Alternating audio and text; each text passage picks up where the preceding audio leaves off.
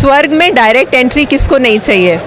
आज मेरे साथ जुड़े हुए हैं श्री अर्जुन भाई पारगार, जो नेशनल अवार्ड विनर साइंटिस्ट है एक तरीके से, और ग्रास रूट फार्मर है, टेडेक्स स्पीकर है। आइए उनसे मिलते हैं और जानते हैं उनकी एक इनोवेटिव टेक्नोलॉजी जिससे हम पर्यावरण की भी रक्षा कर सकते हैं अपने मरने के बाद। ये स्वर्गारोहण क्या है, इसके बारे में समझाइए। ये आदमी की मरने के बाद जो दाह संस्कार करते हैं, तो दाह संस्कार के लिए जो भट्ठी का मॉडल है, तो ये ज़्यादातर भारत में दाह संस्कार लकड़ी से होता है।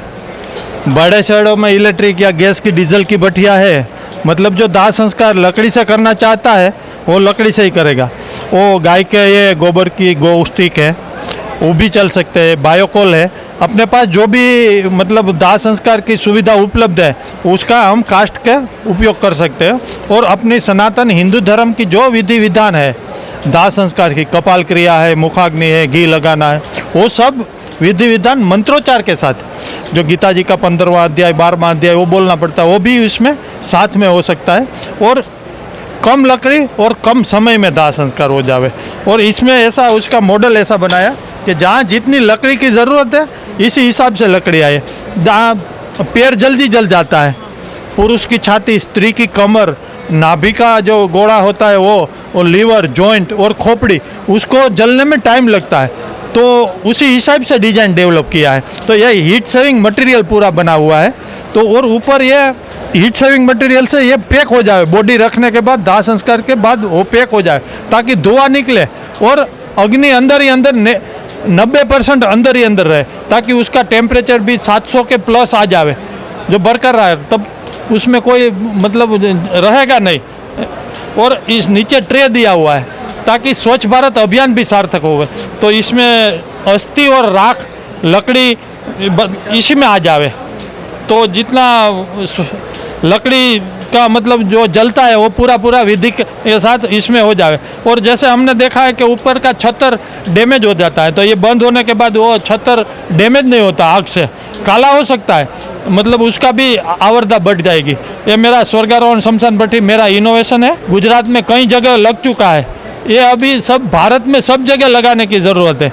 मतलब जो लकड़ी नहीं बचेगी तो हम देश में जंगल कम हो जाएगा और आगे वाली पीढ़ी का वो बचाना पड़ेगा, वो हमारी कंपलसरी हमारी जिम्मेदारी है। ऐसा है मेरा इनोवेशन है।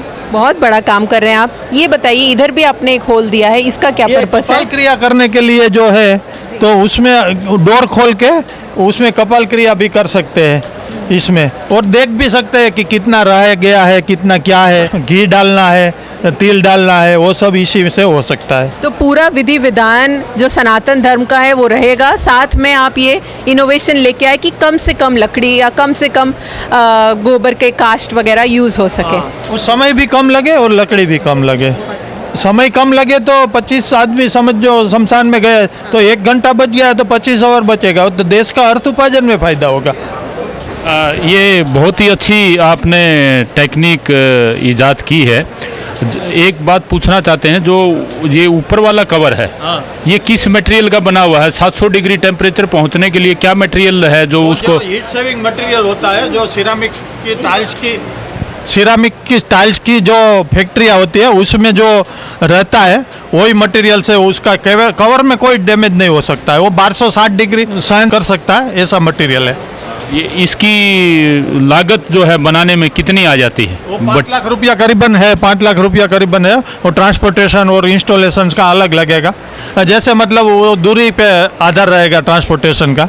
एक बार 5 लाख रुपए लगाने के बाद फिर ये कितने वर्ष तक चलता रहता है? अभी 4-5 साल से जहाँ लगी हुई है वहाँ ऐसे ही बरकरार रहे। थोड़ा बहुत मेंटेनेंस आता है उसमें, वो करना पड़ता है, बाकी कोई उसमें वो नहीं है, ऐसे ही रहेगा। ये देश के लिए आपने बहुत अच्छी खोज की है, मैं इसके लिए आपको बधाइयाँ देना चाहता हूँ। भगवान ने हमसे ये कार्य करवाया है और मैं तो निमित्त मात्र हूँ। भगवान जो भोलेनाथ की भूमि है श्मशान भूमि, तो शिवगण समझ के मैं काम कर रहा हूँ। धन्यवाद, आपको कोटि कोटि प्रणाम। Thank you.